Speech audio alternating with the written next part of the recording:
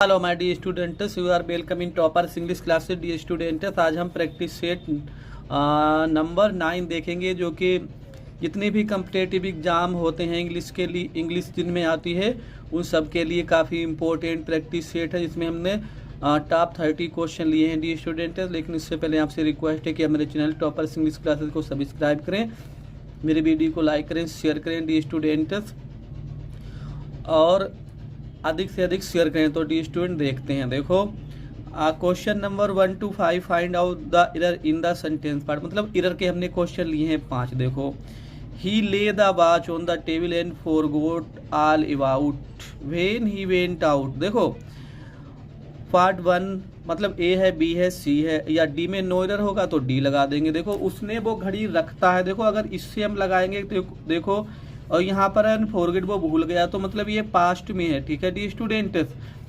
तो मतलब यहाँ पर क्या है, ले नहीं होगा, यहाँ पर क्या होगा, लेट।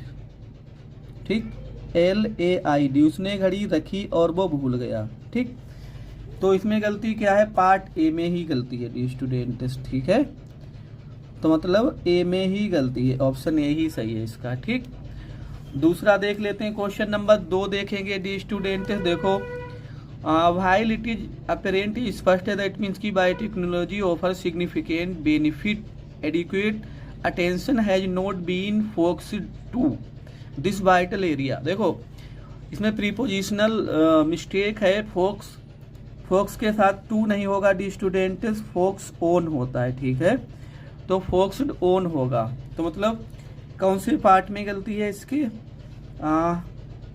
इसके सी पार्ट में गलती है। ठीक है डी स्टूडेंट, सी हमने भी आपको करके दिखाया ऑप्शन, मतलब सी पार्ट में गलती है। तीसरा क्वेश्चन देख लेते हैं डी स्टूडेंट। देखो तीसरा देखेंगे, being a sunny day I decided to skip work and stay at home. देखो जब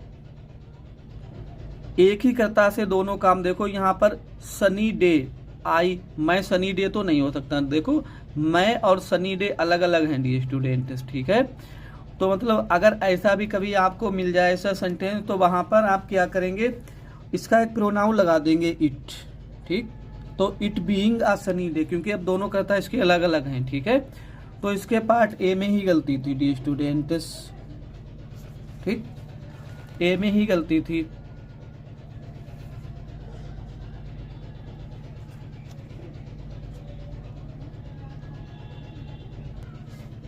तो डी स्टूडेंट चौथा देख लेते हैं। देखो, we had to cancel our trip, हमें अपनी ट्रिप कैंसिल करनी पड़ी टू दिल्ली के लिए, बिकॉज मीन्स क्योंकि when we reached the railway station, जब हम रेलवे स्टेशन पर पहुंचे, द ट्रेन लेफ्ट। देखो जब पास्ट में दो काम हुए हो तो जो पहले काम होता है उसे पास्ट परफेक्ट में बनाएंगे और बाद वाला पास्ट इंडिफिनिट। देखो तो यहाँ पे ट्रेन पहले ही जा चुकी थी, द ट्रेन लेफ्ट, तो मतलब यहाँ पर क्या होगा, द ट्रेन हैड लेफ्ट। ठीक है dear student, the train had left होगा, तो मतलब इसका क्या है, मतलब ऑप्शन सी।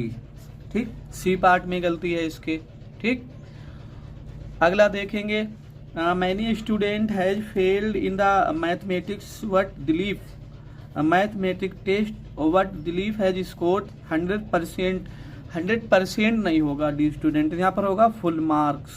ठीक है, फुल मार्क्स लिख सकते हैं यहाँ पर।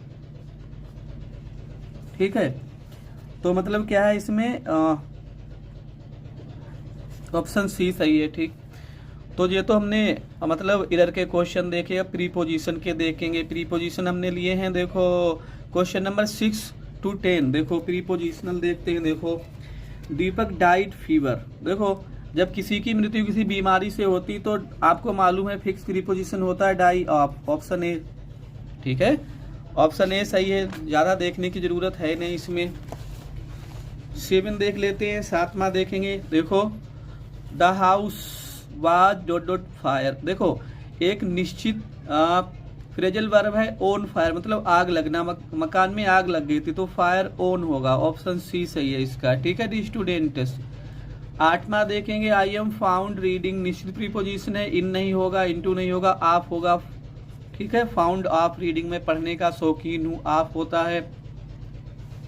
ही वाज बोर्न 1991, उसका जन्म 1991। देखो जब ऋतु दी हो या बरस का नाम दिया हो या लॉन्ग पीरियड कोई दिया हो तो वहां पर प्रीपोजिशन इन, यहाँ पर मतलब एक ईयर है, बरस है, तो ऑप्शन ए सही है। ठीक है, option A, he was born in 1991। 10वां देख लेते हैं, द मूवी स्टार्टेड। देखो जब कोई स्पेसिफिक टाइम होता है तो 8 लगाते हैं वहां पर, तो स्टार्ट एट 7 PM 8 लगेगा, ऑप्शन बी सही है। ठीक है डी स्टूडेंट्स, क्वेश्चन नंबर हम देखेंगे 11 से 15। यहाँ पर आपको एक करेक्ट क्या चुनना है, क्लोज। देखो, I don't know why he so hostile to me. मैं नहीं जानता हूँ कि वो मतलब मुझसे इतना होस्टाइल क्यों है। इस ही इज होगा। ठीक, तो इसका क्या से आंसर मिल रहा। देखो आई डोंट नो, मैं नहीं जानता, अब क्या नहीं जानता हूँ, इसका क्या से आंसर मिलेगा, तो ये नाउन क्लोज होगा। ठीक है, नाउन क्लोज है यहाँ पर। क्वेश्चन नंबर 12 देखेंगे, यू में सिट वेयर यू लाइक। जहाँ तुम चाहें वहाँ बैठ सकते हो। जहाँ तुम चाहें मतलब जहाँ, एक स्थान के बारे में पता लग रहा है, मतलब एडवर्ब ऑफ प्लेस है तो क्या है, एडवर्ब। आप सिट क्रिया के बारे में बता रहा है, जहाँ भी चाहे आप बैठ सकते हैं, तो एडवर्ब। एडवर्ब ऑफ प्लेस है तो मतलब एडवर्ब क्लोज, ऑप्शन सी सही है इसका, ज्यादा देखने की जरूरत नहीं थी। 13वां देखेंगे, work hard लेस्ट you should fail. देखो, कठिन परिश्रम करो, कहीं ऐसा ना हो कि आप फेल हो जाए। देखो, जिससे कंडीशन पता लग रहा हो, कारण पता लग रहा हो, तो वहां पर एडवर्ब क्लोज होता है, तो इसका भी ऑप्शन सी सही है, एडवर्ब क्लोज है। ठीक है डी स्टूडेंट, ये भी एक एडवर्ब क्लोज है। 13 तक हमने कर लिए हैं डी स्टूडेंट्स। अब 14वां देख लेते हैं हम। देखो,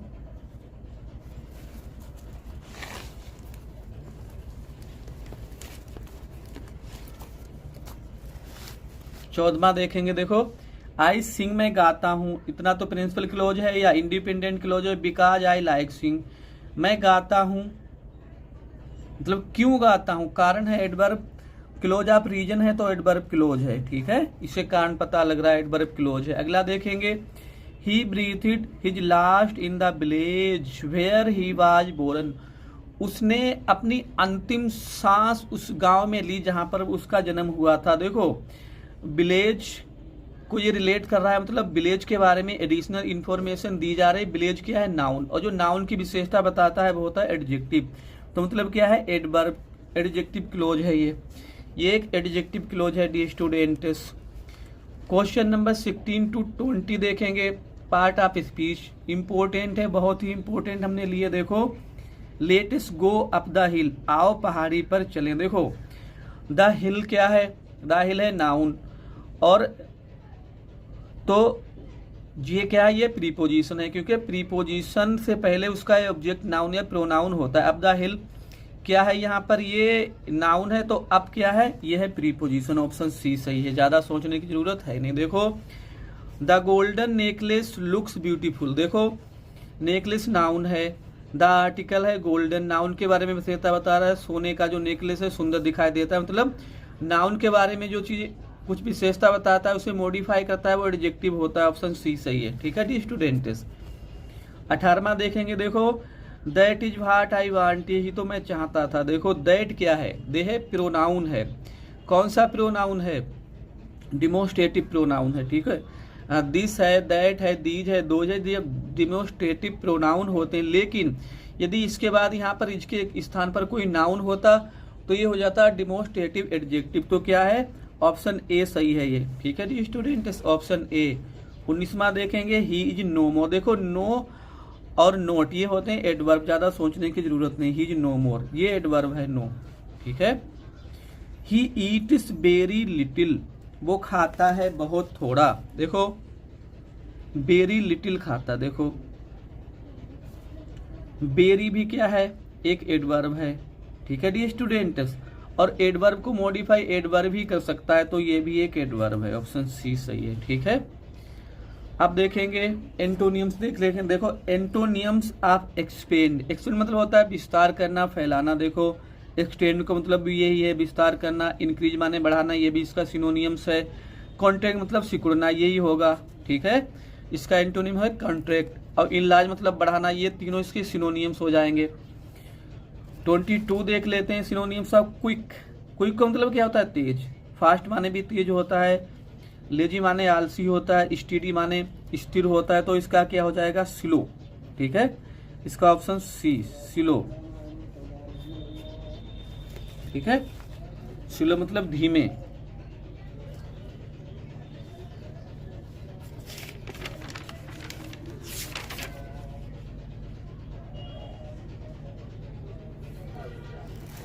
ठीक है डी स्टूडेंट 25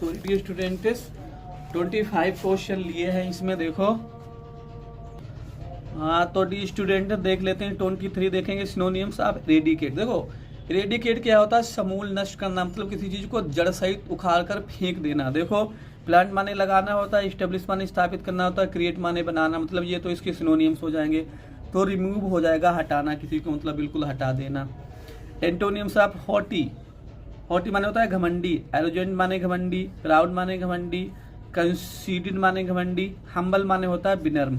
ठीक है, तो इसका हम्बल हो जाएगा डी स्टूडेंट। लास्ट देख लेते हैं जो 25 क्वेश्चन लिए, मोस्ट इंपोर्टेंट हमने क्वेश्चन लिए थे। सिनोनिम्स ऑफ बेनेवोलेंट, बेनेवोलेंट मतलब होता है परोपकारी। ठीक है, काइंड माने दयालु, क्रूअल माने निर्दयी होता है, हार्श माने कठोर होता है। इसका होगा मेलवोलेंट, मतलब जो परोपकार ना करता हो, मतलब जो मतलब दुष्ट टाइप के लोग होते हैं वो होता है मेलवोलेंट। ठीक है, तो डी स्टूडेंट्स आज हमने आपके लिए टॉप 25 क्वेश्चन लिए थे। डी स्टूडेंट उम्मीद है कि वीडियो आपको पसंद आएगा। काफ़ी इंपॉर्टेंट क्वेश्चन PYQ हमने लिए हैं, लेकिन आपसे रिक्वेस्ट है कि मेरे चैनल टॉपर्स इंग्लिश क्लास को सब्सक्राइब करें, मेरे वीडियो को लाइक करें, शेयर करें, और जितनी भी कम्पिटेटिव एग्जाम है डी स्टूडेंट उन सब के लिए प्रैक्टिस सेट काफ़ी बेनिफिशियल साबित होंगे। Thanks for watching the video.